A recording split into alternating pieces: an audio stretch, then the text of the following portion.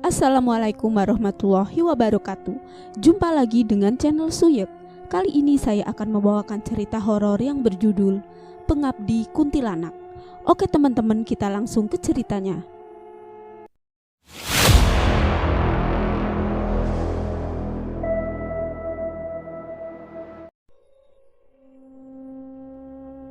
Kejadian ini merupakan sebuah pengadaptasian sosial akan sebuah kejadian terkait angkernya sebuah pohon hingga menimbulkan keresahan bagi orang-orang yang berada di sekitarnya. Pohon itu dikenal oleh warga sebagai pohon kedondong wingit. Nama wingit sendiri diambil karena keberadaan dari pohon tersebut yang terkenal angker oleh masyarakat sekitar. Hingga pandangan ini terus memunculkan banyak asumsi terkait penunggu yang berada di sekitaran pohon tersebut. Terlebih lagi, penunggu di sana terkenal karena kejahilannya. Beberapa orang warga telah menjadi korban dari para penunggu yang berada di pohon tersebut. Pohon kedondong itu berada di belakang rumah salah satu warga bernama Pak Nadim. Sebenarnya kemunculan dari pohon itu sendiri masih dipertanyakan. Hal ini dikarenakan Pak Nadim sendiri tidak merasa menanam pohon atau membuang bibit kedondong di belakang rumahnya. Dan kemungkinan pohon itu telah ada sejak lama, namun Pak Nadim dan keluarganya membangun rumah tepat di ujung desa. Pohon tersebut masih kecil dan tidak sebesar sekarang. Pohon itu memiliki batang yang berdiameter cukup besar, namun tidak terlalu besar juga. Kira-kira mirip seperti pohon mangga. Selain itu, perbedaan yang lebih mencolok adalah pada ranting pohonnya yang terus menyebar dan memuat banyak cabang. Buah dari pohon ini hanya 1 tahun sekali. Itu juga sangat lebat. Jadi tidak heran jika para warga akan berburu buah kedondong untuk sekedar dijadikan manisan buah atau rujak buah. Akan tetapi, lambat laun banyaknya warga yang datang dan pemukiman yang makin meluas. Pohon tersebut terkenal akan angkernya. Penunggu yang lebih mendominasi dari pohon tersebut adalah sosok wanita yang tertawa melengking pada malam hari tertentu. Hal ini baru disadari Pak Nadim dan istrinya akan memiliki anak kedua. Saat itu Pak Nadim dan istrinya sedang tidur, namun tiba-tiba tepat di belakang rumahnya ada suara tawaan dari penunggu tersebut yang sangat kencang. Ketika Pak Nadim melihat ke arah belakang, ternyata sosok tersebut sedang menghadapkan pandangannya tepat di mana Pak Nadim membukakan pintu belakang. Itu artinya sosok tersebut memang berusaha untuk masuk ke dalam. Akan tetapi ada sesuatu yang menghalanginya untuk masuk ke sana. Melihat hal itu, Pak Nadim akhirnya lebih waspada karena dirinya telah mengetahui penunggu dari pohon belakang rumahnya. Singkat cerita, tepat di hari kelahiran anaknya, Pak Nadim menyuruh kepada seluruh keluarganya untuk menginap di rumahnya dengan alasan menghindari gangguan-gangguan tersebut. Dan akhirnya, seluruh keluarga Pak Nadim pun membuat sesuatu yang bisa mengusir sosok kuntilanak penunggu pohon kedondong belakang rumah Pak Nadim.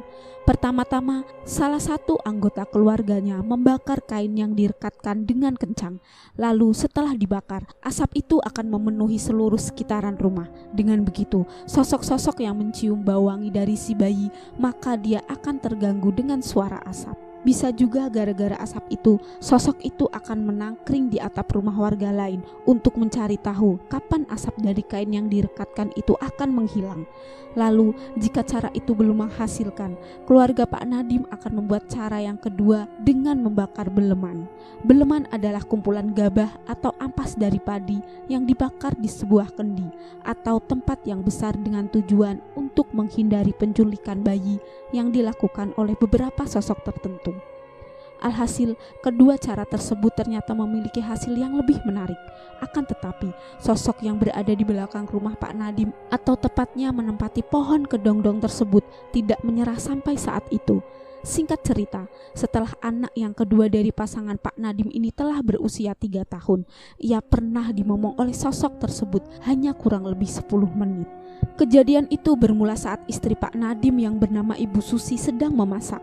Ia meninggalkan anaknya sendirian tepat di belakang rumah tanpa diketahui bahwa sosok yang berada di belakang rumah atau tepatnya di pohon kedondong itu sedang memperhatikan si anak itu.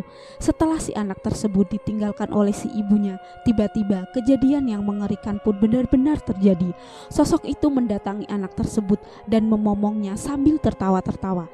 Ibu Susi merasakan keanehan ketika anaknya tiba-tiba saja menangis tanpa sebab. "Duh Gusti, anakku!" Ibu Ibu Susi pun langsung menuju ke belakang rumah. Ia terkejut saat anaknya sedang menangis. Lalu pepohonan di belakang rumahnya bergoyang-goyang dengan sendirinya. Bersamaan dengan itu, waktu surup datang, waktu di mana sesuatu yang tidak terlihat mulai keluar. Ibu Susi segera mengambil anaknya yang bernama Saman. "Duh, Saman, ojo nangis dong." Bersamaan dengan itu, ia pun langsung membawa anaknya untuk masuk ke dalam. Namun, tangan Saman menunjuk kepada sesuatu yang ada di belakang rumahnya. "Mah, mah, mah." Mendengar suara yang dikeluarkan dari Saman, Ibu Susi pun langsung menghadap ke belakang. Ia terkejut ketika melihat wanita berpawakan tua dengan tinggi 2 meter sedang terduduk sambil memainkan tangannya seolah-olah berucap, "Ciluk bah." Ibu Susi tidak bisa berkata apa-apa saat melihat wajah dari sosok itu yang nampak terlihat tua serta dengan mulut yang tidak beraturan bentuknya. Ibu Susi pun langsung membawa Saman masuk. Atas kejadian ini, Ibu Susi tidak lagi membawa anaknya keluar rumah karena beberapa hal. Kemungkinan ada sesuatu yang tertanam karena memang sang ibu dari Ibu Susi sangat keras kepadanya terkait aturan-aturan keluarganya seperti membersihkan pangilon tua atau cermin setiap Selasa Kliwon. Lalu setiap Rebo Wekasan, orang tua dari Ibu Susi akan datang sambil menyajikan seserahan tepat di depan pohon kedongdong itu. Hingga benar atau tidaknya, mereka bilang itu adalah ingon atau peliharaan yang dimiliki orang tua Ibu Susi secara turun-menurun. Ingon atau peliharaan itu akan semakin kuat jika diberikan makanan dan energi tertentu, hingga keberadaannya sangat mudah diketahui oleh orang-orang rumah. Kejadian ini terus-menerus terjadi selama 1 tahun penuh. Saat Saman masih berusia 3 tahun, ia juga pernah disembunyikan di dekat kandang ayam tepat di belakang rumahnya. Saat itu Saman sedang berada di kamar. Karena kebetulan kamar Saman dengan pohon tersebut tidak terlalu jauh, Saman pun pernah diculik tepat di saat seluruh listrik dan lampu di rumah mati dengan sendirinya. Yang terdengar saat itu hanya ada 2 hal, tangisan Saman dan tawaan dari sosok ingon milik nenek Saman. Setelah dicari-cari, ternyata Saman sedang berada di dalam kandang ayam dan didudukkan bersama dengan ayam-ayam yang berada di dalam kandang. Hingga akhirnya misteri penuh misteri terus berdatangan terkait apa tujuan dari nenek Saman memelihara sosok tersebut. Lalu, mengapa sosok itu menyukai Saman? Apa ada perjanjian khusus dari nenek Saman dengan ingonnya? Nenek Saman bernama Mbah Iroh. Dia merupakan seorang kejawen yang masih menjalani beberapa lelakon atau tirakat. Dia terlahir dari keluarga yang sangat patuh terhadap adat dan istiadat secara turun-temurun. Tentu saja, dengan penanaman kebiasaan dari turun-temurun tersebut membuat Mbah Iroh sangat peka terhadap hal-hal bersifat mistis. Di kelahiran Saman, Mbah Iroh sangat berperan penting. Tepatnya saat Saman akan dilahirkan, beberapa pohon di sekitaran rumah menjadi bergerak-gerak seperti hendak menyambut seorang anak yang nantinya akan dijadikan sebagai wadah dari para ingon-ingon atau peliharaan milik Mbah Iroh sendiri. Akan tetapi, Mbah Iroh sendiri sebisa mungkin untuk menjaga cucunya dari gangguan para ingon yang mungkin saja bisa menjadi hal buruk kepada cucunya tersebut. Dan sekarang, Saman berusia 4 tahun. Mbah Iroh selalu mengunjungi Saman kecil dan tiap kali bertemu dengan Saman, beliau akan mengucapkan sesuatu yang sama. "Badanmu cepat wanginya, nak," ucap Mbah Iroh. Seakan-akan menjadi sebuah pertanda bahwa Saman akan dijadikan penerus dari keturunan yang ada.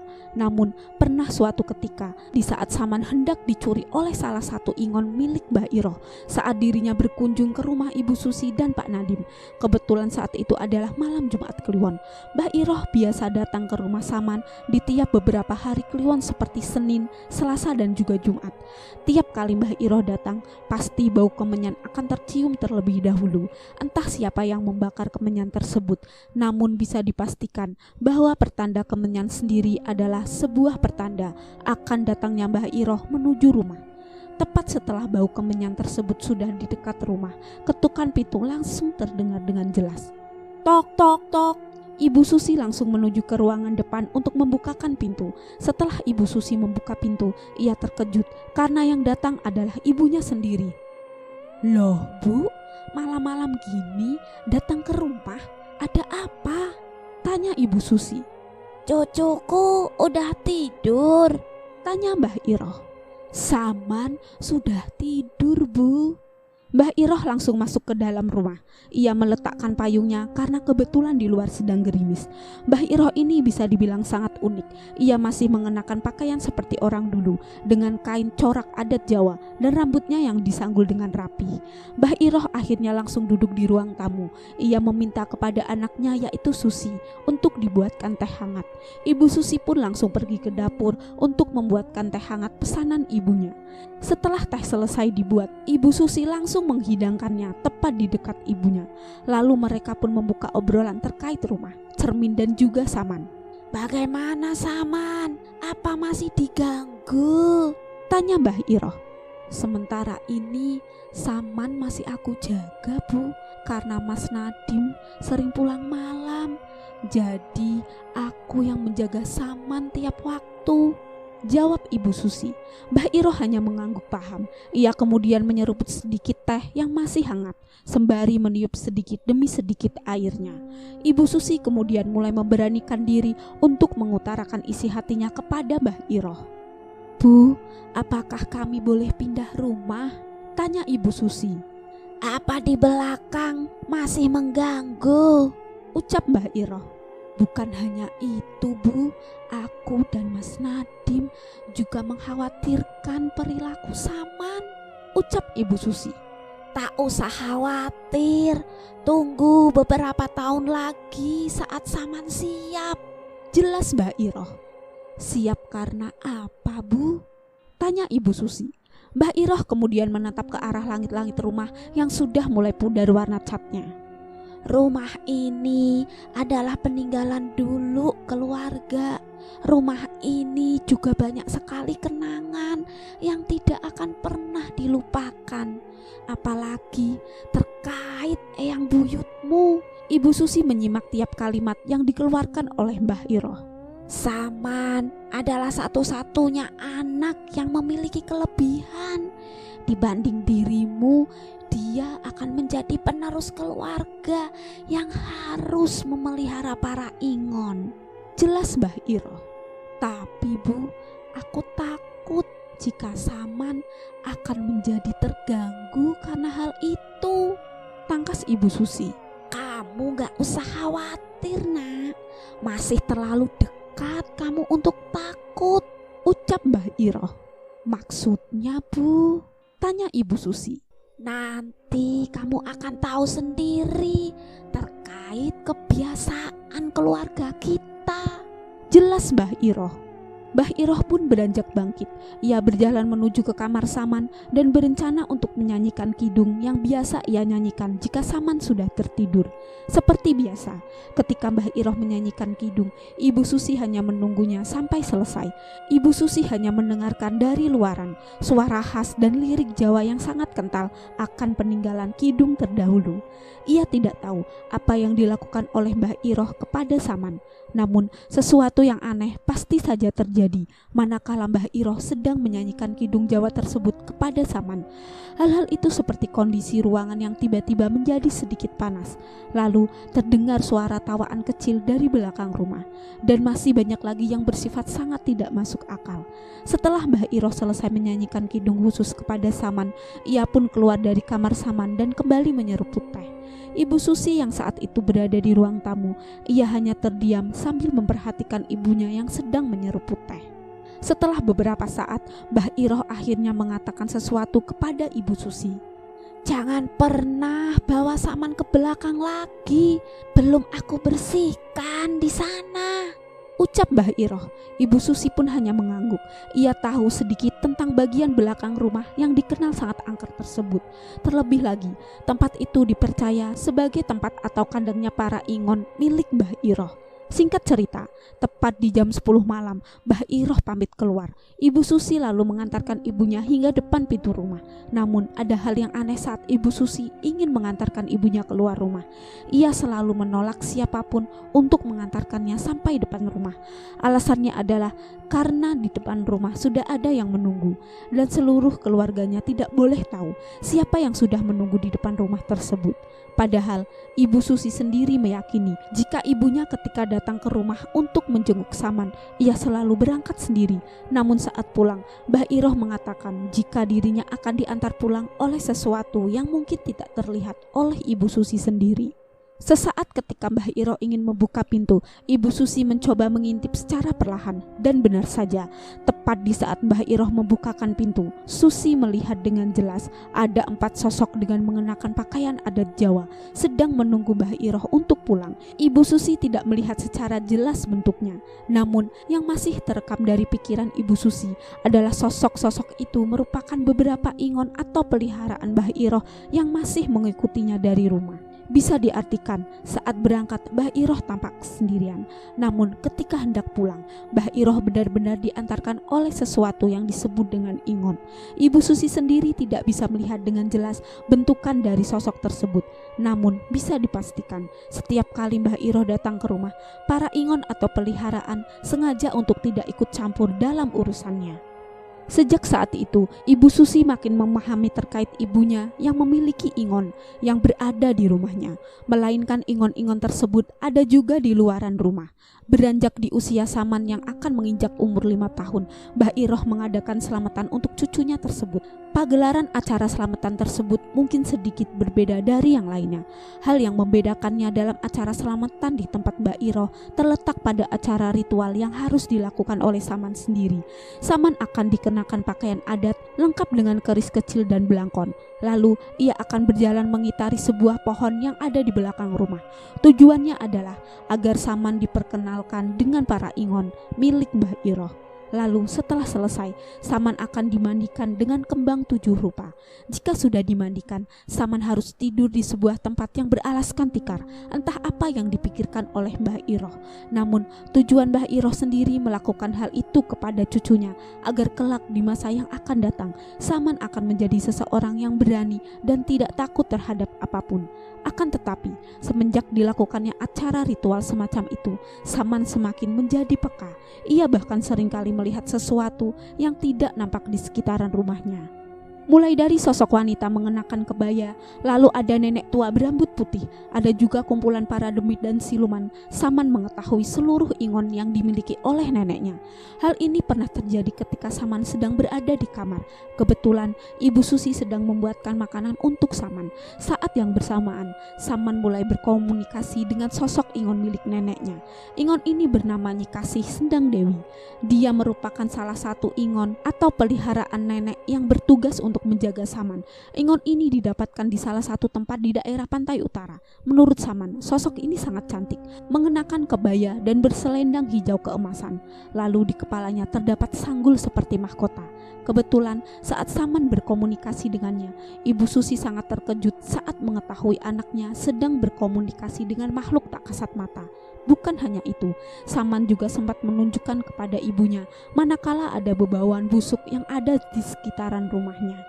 Saman pun memberitahu bahwa bau busuk tersebut disebabkan oleh sosok-sosok pocong yang ingin masuk ke dalam rumah namun dilarang oleh Nyi Kasih. Hal ini dikarenakan seluruh rumahnya sudah dipagar oleh Mbah Iroh. Bukan hanya itu, Mbah Iroh juga memerintahkan kepada para ingon yang menjaga Saman agar dijauhkan dari gangguan sosok-sosok yang hendak memasuki rumah tanpa izin.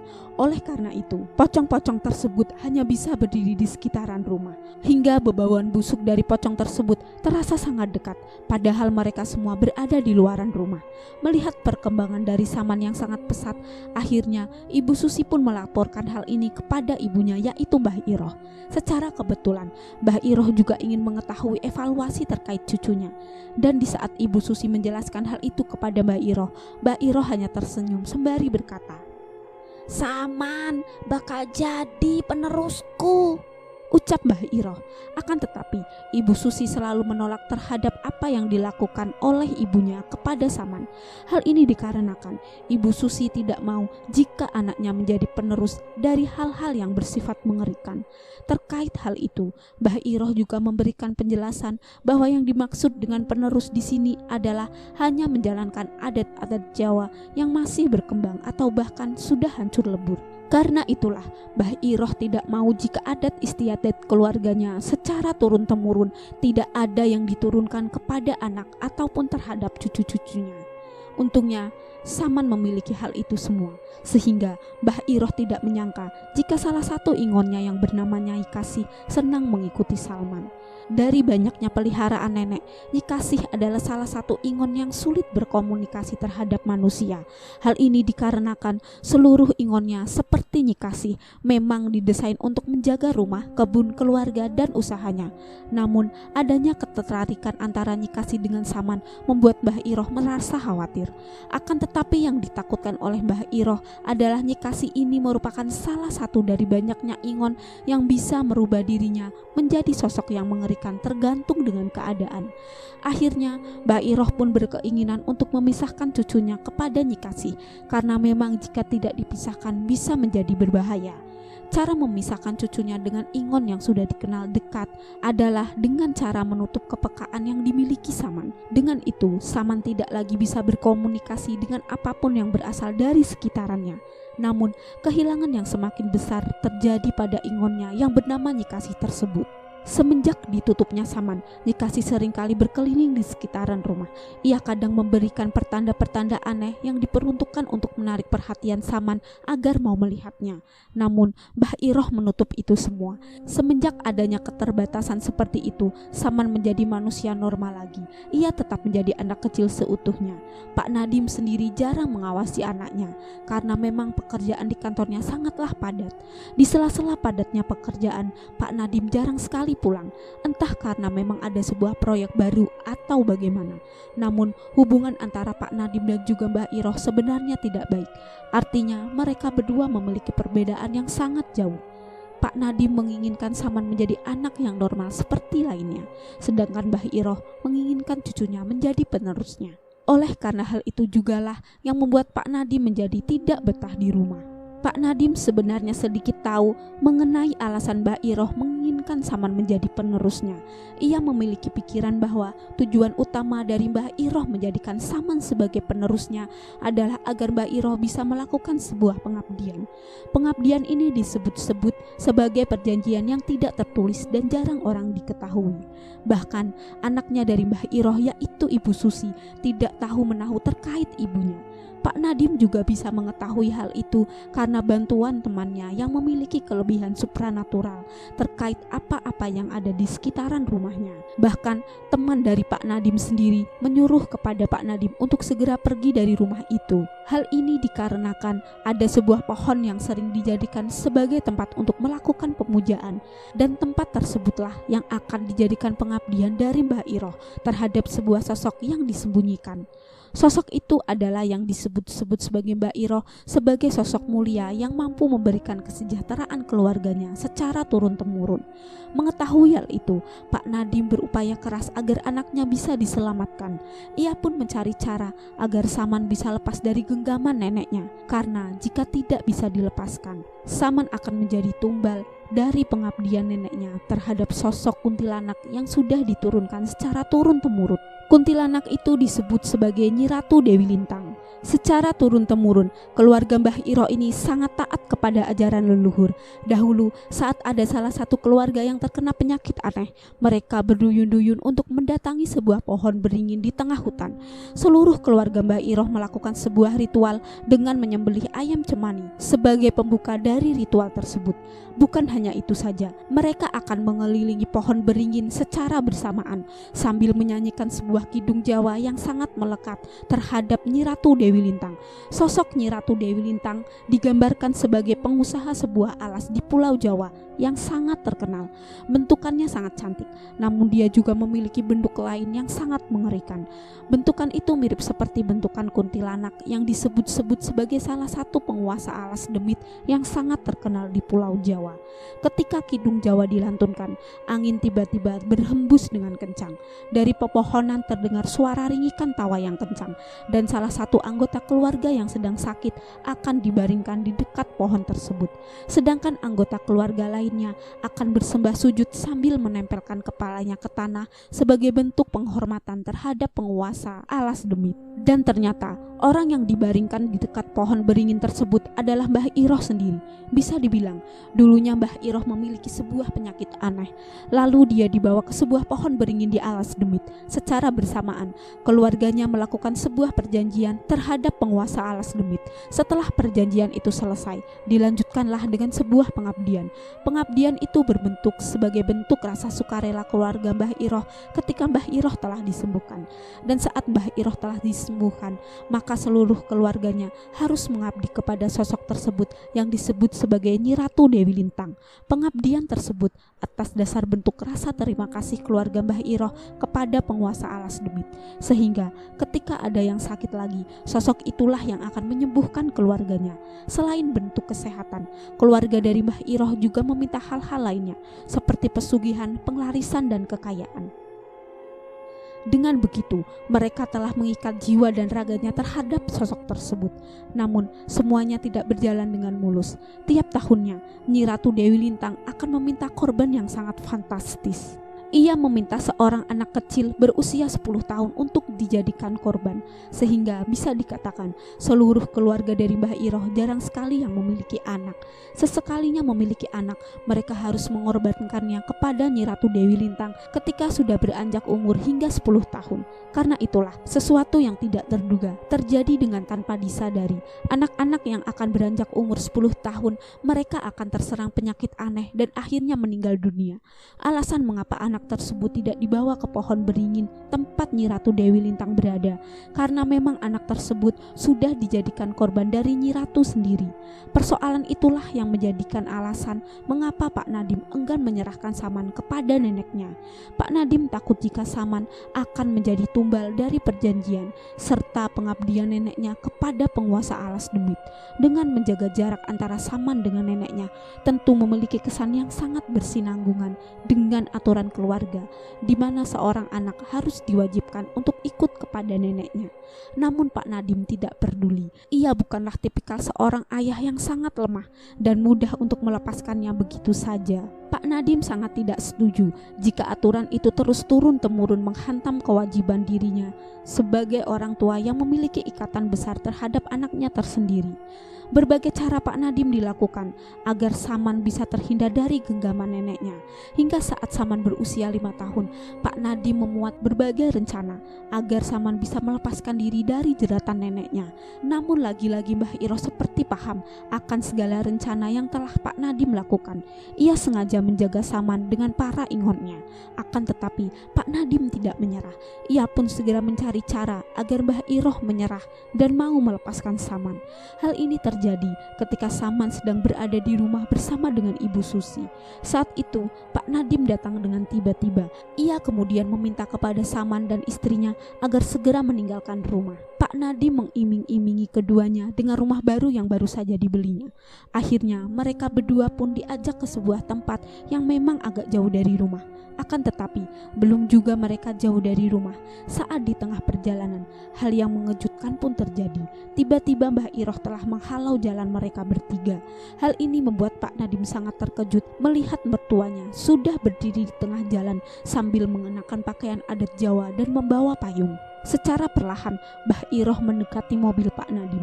Dia pun mengetuk-ngetuk pintu dengan sangat kencang sambil mengucapkan sesuatu. "Modon kabeh," ucap Mbah Iroh. Pak Nadim pun langsung turun, disusul oleh Ibu Susi dan juga Saman. Mereka semua turun secara bersamaan. Mbah Iroh dengan mudahnya langsung menampar wajah Pak Nadim. "Kurang ajar kamu telah membawa anak cucuku," ucap Mbah Iroh. "Maaf Bu, tapi kami memang ingin pindah rumah," jelas Pak Nadim. "Kamu tahu, rumah yang kamu tempati adalah peninggalan leluhur," ucap Mbah Iroh. "Tapi Bu, rumah itu hanya digunakan sebagai tempat ritual Ibu," ucap Pak Nadim. "Tutup mulutmu," teriak Mbah Iroh. Mbah Iroh langsung menarik Ibu Susi dan juga Saman. Pak Nadim melihat dengan jelas ekspresi anaknya yang sedang ketakutan. Saman mengucap sesuatu kepada Pak Nadim. "Pak, Saman mau ikut Papa." Mendengar hal itu, Pak Nadim hanya bisa terdiam. Ia melihat anak dan istrinya dibawa oleh seorang wanita yang memiliki turunan demit yang tak lain dan tak bukan adalah mertuanya sendiri. Dengan gagalnya rencana ini, Pak Nadim pun mencari cara agar dirinya bisa menyelamatkan anak dan juga istrinya. Pasalnya, jika keduanya tidak diselamatkan, mungkin saja mereka berdua akan menjadi korban dari iming-iming yang diberikan Mbah Iroh agar dirinya masih mengabdi kepada Nyi Ratu Dewi Lintang. 2 hari kemudian, Pak Nadim pun diajak oleh temannya yang bernama Purbo. Ia adalah salah seorang yang memiliki kelebihan dari manusia lainnya. Pak Nadim pun meminta kepada Purbo untuk mencari cara agar anak dan juga istrinya dapat terhindar dari jeratan mertuanya, yang mana mertuanya sendiri masih terikat akan perjanjian serta pengabdian kepada sosok penjaga alas demit. Purbo pun menjelaskan bahwa anakmu akan dijadikan korban, istrimu akan dibuat gila. Semuanya demi satu hal, yaitu keselamatan dan kesejahteraan mertuamu itu, ucap Pak Purbo. Mendengar hal itu, Pak Nadim pun makin ketakutan. Ia pun menanyakan kepada Purbo terkait hal yang harus dilakukannya agar bisa menyelamatkan Saman dan juga istrinya. Purbo pun memberitahu, jika bisa membakar lumbungnya, maka seluruh iwan atau peliharaan di rumah akan segera berakhir, ucap Pak Purbo. Itu artinya Purbo sedang berusaha untuk mencari lumbung atau pusatnya, karena jika tidak diketahui pusatnya, maka akan berakibat fatal kepada anak dan juga istrinya Pak Nadim. Untuk mengetahui lumbung tersebut, Pak Nadim harus berpuasa selama 3 hari 3 malam. Lalu selain itu juga, Pak Nadim harus seringkali menengoki keluarganya yang ada di rumah. Lebih tepatnya, lumbung tersebut berada di sekitaran rumah.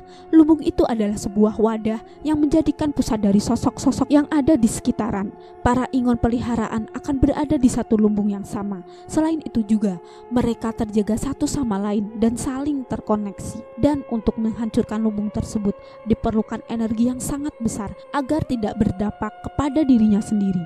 Maka dari itu, Pak Purbo menyuruh Pak Nadim untuk mempertebal perjalanan spiritualnya. Tujuannya adalah agar Pak Nadim mampu menghancurkan lumbung tersebut tanpa adanya resiko pada dirinya sendiri. Dim, aku ingatkan sama kamu satu hal, kalau lumbung itu energinya sangat besar, jelas Pak Purbo. Lalu apakah bisa dihancurkan? Tanya Pak Nadim. Bisa, Dim, asalkan kamu yakin saja, jelas Pak Purbo. Pak Nadim hanya mengangguk paham. Ia pun kemudian meminta kepada Pak Purbo untuk menunjukkan cara-cara agar bisa menghancurkan lumbung tersebut. Pak Purbo pun memberitahu bahwa ada 3 tahapan yang harus dilakukan oleh Pak Nadim sebelum dirinya menghancurkan lumbung tersebut. Yang pertama, Pak Nadim harus memiliki pegangan yang kuat agar ketika dirinya ingin menghancurkan lumbung tersebut, resiko yang dikenakan tidak terlalu parah. Yang kedua, seluruh media yang berada di sekitaran rumah yang mampu membuat para ingon berpindah tempat harus dihancurkan. Media tersebut antara lain seperti cermin dan lain sebagainya. Yang ketiga, membaca Al-Fatihah sebanyak 33 kali. Ketiga cara tersebut merupakan cara yang ampuh agar Pak Nadim sendiri mampu menghancurkan lumbung yang berada di rumahnya. Lumbung yang dimaksud adalah tempat bersarangnya Ratu Kuntilanak yang kerap Mbah Iroh jadikan sebagai tempat untuk melakukan pemujaan. Dan yang pastinya, untuk menghancurkan tempat tersebut diperlukan energi yang kuat agar mampu menghancurkannya tanpa ada kendala. Dan untuk mempersingkat waktu, Pak Purbo pun menyuruh kepada Pak Nadim untuk berpuasa mulai esok hari. Di hari pertama berpuasa, Pak Purbo menyarankan kepada Pak Nadim untuk tidak banyak berkomunikasi kepada orang-orang yang ada di sekitarannya. Bukan hanya itu saja, Pak Nadim juga diminta untuk membaca bacaan zikir yang ditujukan untuk memperkuat indera perasaannya terhadap apa yang ada di sekitarannya. Memang benar, ketika seseorang hendak mempertebal perjalanan spiritualnya, akan ada banyak gangguan dan juga godaan, baik dari manusianya sendiri ataupun dari makhluk-makhluk yang tak kasat mata. Mengenai hal itu, Pak Nadim harus benar-benar sabar dan kuat, karena jika tidak melakukan 2 hal itu, Pak Nadim bisa gagal. Singkat cerita, tepat pada saat waktu duhur tiba, Pak Nadim ingin melakukan sholat duhur. Ia kemudian masuk ke dalam kamar mandi dan melakukan wudhu. Namun, saat dirinya sedang berwudhu, tiba Tiba-tiba ada darah yang menetes tepat di telapak tangan Pak Nadim yang sedang membersihkan kedua tangannya. Pak Nadim pun mulai merasakan merinding. Ia kemudian kembali membasuh tangannya dan membersihkan darah yang menempel ke telapak tangannya. Namun hal yang sama pun kembali terulang. Saat Pak Nadim hendak menengok ke arah atas langit-langit kamar mandinya, tiba-tiba bruk! Pintu kamar mandi terbuka begitu saja. Pak Nadim pun langsung terkejut dan mengelus dadanya sambil berucap istighfar. Setelah itu, Pak Nadim pun kembali melanjutkan wudhunya. Saat dirinya hendak melanjutkan wudhunya, tiba-tiba tepat di telinga sebelah kanannya, Pak Nadim dibisiki oleh sesuatu yang amat mengerikan. "Kamu tahu kan, anakmu akan mati." Dengan cepat, Pak Nadim pun langsung nengok ke arah belakang. Ia pun kemudian kembali melanjutkan kembali wudhunya. Dan beruntungnya, gangguan itu sudah tidak ada lagi. Setelah Pak Nadim berwudhu, ia pun kemudian menunaikan sholat. Dengan hati yang mantap, Pak Nadim pun mencoba untuk khusyuk. Di awal-awal rakaat, Pak Nadim tidak merasakan godaan sedikit pun. Namun, tepat di saat rakaat ketiga, Pak Nadim merasakan kalau pundaknya sangat berat sekali. Pak Nadim pun terus melanjutkan sholatnya, walaupun kali ini gangguannya sangatlah berat. Dan saat Pak Nadim ingin sujud, pundaknya kembali ringan seperti semula. Akan tetapi saat rakaat terakhir, Pak Nadim pun merasakan gangguan yang sama. Pundaknya kembali terasa berat seperti ada yang menungganginya. Pak Nadim pun kemudian berdoa dalam hati sembari membaca bacaan pengusir lainnya. Dengan seketika pundaknya menjadi ringan kembali. Singkat cerita, ketika Pak Nadim telah usai sholat, ia berencana untuk masuk ke kamar mandi. Namun saat dirinya hendak memasuki kamar mandi, Pak Nadim melihat Saman anaknya. Padahal Saman berada bersama dengan Ibu Susi di rumah yang satunya. "Saman, kamu kok di sini?" tanya Pak Nadim. "Pak, tolong Saman," ucap Saman. "Saman, kamu kenapa?" teriak Pak Nadim. "Pak, Saman disekap di lumbung." "Lumbung? Di mana tempatnya?" ucap Pak Nadim. "Pak, tolong Saman." Tiba-tiba dari dalam kamar mandi, tubuh Saman ditarik oleh sebuah tangan yang sangat mengerikan bentuknya, di mana kuku dari tangan tersebut sangat runcing. Lalu urat-uratnya begitu jelas terlihat dan berwarna sedikit hitam dan merah seperti darah. Saat Pak Nadim ingin mendekat, sosok itu menampakkan wajah aslinya. Wajahnya sangat buruk dan tak berbentuk. Ukuran mulutnya kira-kira 1 kilan. Lalu matanya sangat besar, rambutnya sangat berantakan dan auranya sangat mengerikan. Saman pun ditarik begitu saja.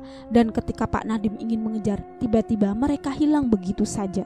Pak Nadim tidak tahu apakah yang dilihatnya barusan adalah sebuah halusinasinya saja, karena ia tahu jika Saman tidak berada di rumahnya. Namun anehnya, suara Saman tadi seperti nyata dan ekspresi wajah Saman seperti menampakkan wajah ketakutan.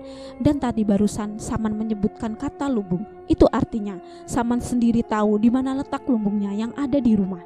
Akhirnya saat itu juga Pak Nadim pun menuju ke rumah Purbo untuk menanyakan sesuatu yang baru saja terjadi kepadanya. Sementara itu, di rumah Ibu Susi, Saman mulai bertingkah aneh. Saman seperti orang kehilangan arah. Ia sesekali melihat sebuah pohon yang ada di belakang rumahnya. Ketika Ibu Susi tahu jika anaknya sedang memperhatikan pohon di belakang rumahnya, Ibu Susi pun menanyakan apa yang dilihat oleh Saman. "Dek, adek lihat apa?" tanya Ibu Susi. "Adek lihat rumah, Bu," ucap Saman. "Di mana?" tanya Ibu Susi lagi. "Di pohon itu," jelas Saman. Setelah menjawab pertanyaan ibunya, Saman kembali memasuki kamar. Ibu Susi pun mulai merasakan aneh dengan tingkah Saman yang seperti kehilangan arah. Dan ketika Saman berada di dalam kamar, Saman seperti sedang mengobrol dengan seseorang. Ibu Susi mengira Saman sedang mengobrol dengan ingon milik ibunya. Namun ini agak berbeda. Karena penasaran, Ibu Susi pun mulai mencari tahu. Ia kemudian mengintip dari lubang kunci pintu kamar Saman. Dan saat Ibu Susi mengintip lewat lubang kunci tersebut, ia dengan jelas melihat sosok yang mengerikan sedang duduk di dekat Saman. Kebetulan sosok itu sedang membelakangi ke arah pintu. Perawakan tubuh dari sosok itu sangat besar, mengenakan kain berwarna putih, rambutnya berantakan, lalu suaranya begitu menggelegar. Siapakah sosok tersebut? Karena penasaran, Ibu Susi pun langsung membuka pintu kamar Saman. Namun anehnya, sosok tersebut sudah tidak ada. Dan kini hanya Saman seorang yang sedang terduduk di kasur. Saman yang mengetahui ibunya masuk ke dalam kamarnya pun bertanya, "Mah, ada apa?" "Gak ada apa-apa nak, kamu belum tidur?" tanya Ibu Susi. "Belum ngantuk mah." "Oh iya, Mamah boleh tanya sesuatu?" tanya Ibu Susi. "Tanya apa mah?" jawab Saman.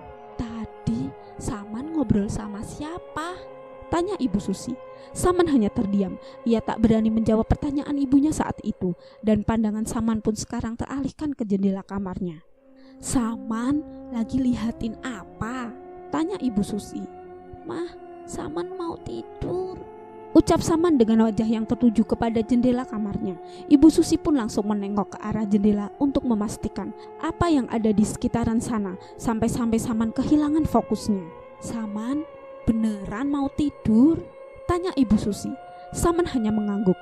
Ia kemudian kembali menatap ke arah jendela.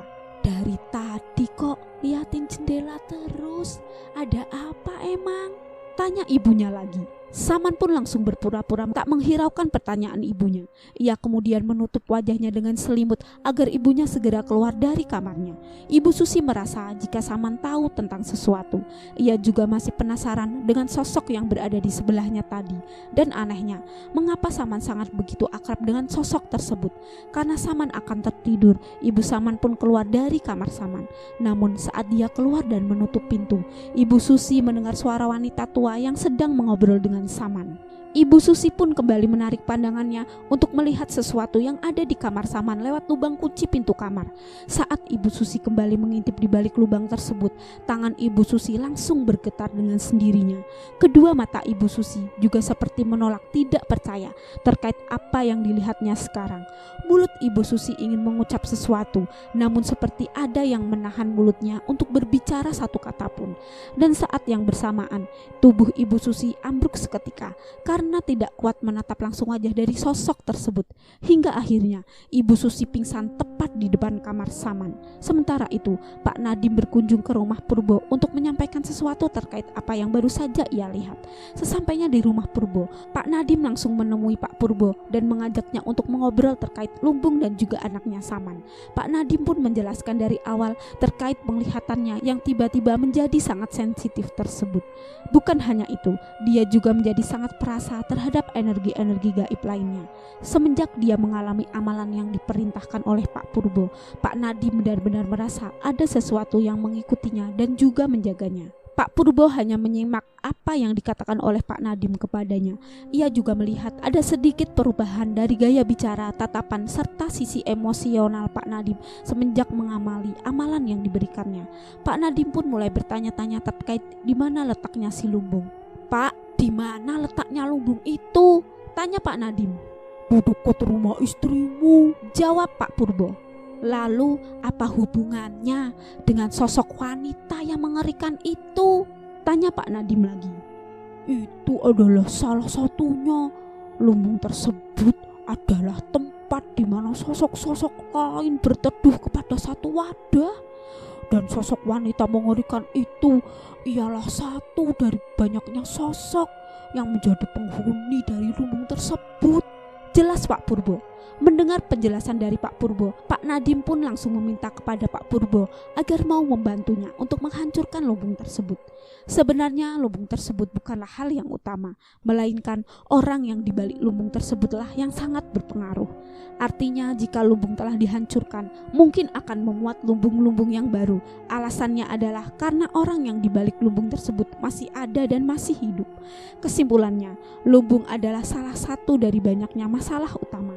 Namun ada banyak masalah utama lainnya yang berkaitan dengan hal-hal tersebut. Sehingga jika lumbung dihancurkan dan pemilik dari lumbung tersebut belum meninggal dunia, itu artinya pemilik lumbung akan membuat lumbung-lumbung yang baru. Akhirnya Pak Purbo pun menyarankan kepada Pak Nadim untuk segera menyelesaikan tugasnya dengan lancar. Karena jika Pak Nadim berhasil menyelesaikan hal itu, ia akan dapat memperoleh sebuah energi yang dapat menjaganya dari serangan-serangan atau gangguan-gangguan aneh lainnya. Singkat cerita, setelah Pak Purbo menjelaskan hal itu kepada Pak Nadim pun segera paham. Ia kemudian pamit untuk pulang karena sebentar lagi akan berbuka puasa. puasa. Pak Purbo pun mengizinkan Pak Nadim, hingga akhirnya Pak Nadim pun pulang terlebih dahulu untuk berbuka puasa. Sementara itu, Mbah Iroh berkunjung ke rumah Ibu Susi secara mendadak. Ibu Susi yang baru siuman dari pingsannya tiba-tiba sudah ada di dalam kamar. Ia terbangun dan sudah melihat ibunya atau Mbah Iroh sedang menyisiri rambutnya. "Kamu sudah bangun?" tanya Mbah Iroh. Ibu, sejak kapan ibu ada di sini? Tanya Ibu Susi. "Kamu lupa ini hari apa?" Jelas Mbak Iroh. "Selasa, ini hari Selasa kan Bu?" Tanya lagi Ibu Susi. "Ini Selasa Kliwon. Ingonku menyuruhku untuk datang," ucap Mbah Iroh. "Ingon?" Ibu Susi bertanya dengan kebingungan. Mbah Iroh pun langsung menengok ke arah Ibu Susi. "Kamu sudah ketemukan dengan ingonku itu?" tanya Mbah Iroh lagi. "Maksudnya wanita mengerikan itu Bu?" tanya Ibu Susi. "Dia adalah Nyi Ratu Dewi Lintang, penguasa alas demit Pulau Jawa," jelas Mbah Iroh. Setelah mengucapkan nama itu, wajah Mbah Iroh menjadi sumringah. Senyumannya yang menawan namun menyimpan hal-hal yang mengerikan di dalamnya. Ibu Susi juga baru menyadari terkait penamaan dari ingon ibunya yang sedang berada di dekat Saman. "Kamu ndak usah takut, dia nggak ganggu kok," ucap Mbah Iroh. "Tapi mengapa wajahnya sangat mengerikan Bu?" Mbah Iroh pun mendekati Ibu Susi yang masih rebahan di tempat tidurnya. "Itu artinya ingon tersebut tidak menyukaimu," jawab Mbah Iroh. Kenapa Bu?" tanya Ibu Susi. "Karena mungkin dia sudah tahu apa yang akan kau perbuat," jelas Mbah Iroh. Sesaat setelah Mbak Iroh menceritakan itu, ia pun keluar dari kamar dan segera melakukan ritual agar keturunannya diberikan keberkahan dan keselamatan. Ritual itu dilakukan di hari-hari yang telah disebutkan dan pasarannya adalah Kliwon. Hal ini dikarenakan Kliwon sendiri memiliki daya pikat terkait apa yang berada di sekitarannya. Dan untungnya malam itu sedang terang bulan. Mbah Iroh dengan santainya langsung melakukan ritual tersebut. Sampai akhirnya ketika Mbah Iroh sedang melakukan ritual, Ibu Susi mengintip secara perlahan. Ia ingin tahu apa yang dilakukan oleh ibunya tersebut ketika melakukan ritual di situasi yang sedang terang bulan ini. Ia ingin tahu apa yang dilakukan dan hal yang mengerikan benar-benar terlihat jelas di hadapan Ibu Susi sekarang. Ia melihat ada banyak sosok yang tengah berdiri tegak di belakang pepohonan tersebut. Bentukan dari masing-masing sosok juga berbeda-beda, dari bentukan siluman, demit dan lainnya. Mereka sedang menyaksikan Mbak Iroh yang sedang melakukan ritual. Ibu Susi hanya bisa menutup mulutnya sambil menampakkan wajah yang kurang percaya terkait apa yang dilihatnya barusan. Ritual itu dilakukan tepat di bawah sinar bulan purnama. Gerak-gerik tangan Mbah Iroh mengikuti aliran angin di sekitaran mulai menghembus dengan kencang. Lalu dedaunan di pohon tersebut berguguran tepat bersamaan dengan diangkatnya salah satu kaki Mbah Iroh. Para ingon yang berada di belakang tubuh Mbah Iroh mulai berdatangan semakin banyak. Mereka mulai mengitari dan memutari Mbah Iroh. Mbah Iroh layaknya sebagai pengabdi iblis yang memuat banyak sekali ingon untuk berdatangan. Entah mengapa Ibu Susi tidak tahan melihat kengerian itu. Ia pun mencoba untuk kabur dari tempat tersebut. Namun sialnya, tangan Ibu Susi menyenggol sebuah kendi kecil yang ada di sebelahnya. Prak! Kendi itu membuat bunyi yang lumayan besar hingga membuat Mbah Iroh terkejut. Bersamaan dengan itu, para ingon Mbah Iroh mulai mencari suara yang baru saja didengarnya. Mereka langsung menatap secara bersamaan ke arah Ibu Susi yang masih terduduk dengan wajah yang penuh ketakutan. Mbah Iroh kemudian berteriak dengan sangat kencang. "Lari! Lari yang jauh!" teriak Mbah Iroh. Para ingon itu tertawa secara bersamaan. Rengikan tawanya membuat bulu kuduk Ibu Susi merinding seketika. Ibu Susi dengan jelas melihat salah satu sosok yang berwujud seperti kuntilanak dengan wajah yang begitu lebar sedang terbang ke arahnya. Sosok itu benar-benar tertawa dengan mulut yang menyerangai lebar. Ibu Susi yang tahu kalau sosok-sosok itu menuju ke arahnya, ia langsung berlari menuju ke kamar Saman. Saat yang bersamaan Saman sedang tertidur. Namun Saman ternyata tidak tidur sendirian. Di sebelahnya ada seorang wanita dengan berambut yang sangat panjang dan aut-autan sedang duduk sambil mengusap-ngusap kaki Saman. Tangan dari sosok wanita itu sangat hitam warnanya, kukunya panjang dan runcing, lalu tubuhnya kira-kira memiliki tinggi sepanjang 2 meter. Bukan hanya itu saja, sosok itu menyanyikan sebuah kidung Jawa yang suaranya benar-benar mengerikan. Ibu Susi hanya bisa menutup mulutnya dengan kedua tangannya. Ia tidak mungkin untuk berkata apapun karena posisinya benar-benar tidak menguntungkan. Dalam hati, Ibu Susi hanya membaca bacaan yang ia ketahui agar hatinya tenang. Lalu setelah Saman tertidur, sosok wanita tersebut berjalan menembus tembok. Namun sebelum dia menghilang sepenuhnya, sosok itu menengok ke arah Ibu Susi. Tatapan sosok itu sangat tajam hingga membuat Ibu Susi ketakutan dan akhirnya pingsan di tempat. Tidak lama kemudian, setelah kejadian itu berlangsung, Pak Nadim dan juga Pak Purbo menuju ke rumah Ibu Susi. Mereka berdua berencana untuk membakar lumbung yang dijadikan sebagai tempat para ingon milik Mbah Iroh bersarang. Namun saat mereka datang ke rumah Ibu Susi, mereka berdua terkejut saat pintu rumah depan tidak terkunci sama sekali. Bersamaan dengan itu, Pak Purbo merasa kepalanya tiba-tiba pusing. "Pak, kenapa?" tanya Pak Nadim. "Bu, energi di dalam bercampur jadi satu," ucap Pak Purbo.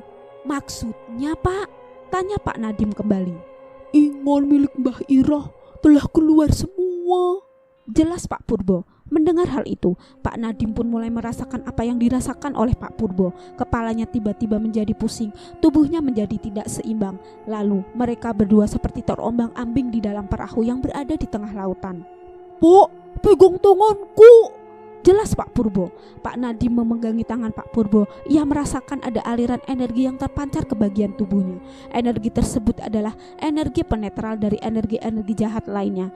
Karena dan sudah terarahkan kepada tubuh, energi negatif yang berada di tubuh atau di sekitarannya akan menghilang dengan seketika. Dan faktanya memang benar, energi negatif itu menghilang dengan seketika. Namun bukan hanya itu saja, mata batin milik Pak Nadim juga terbuka dengan secara sempurna.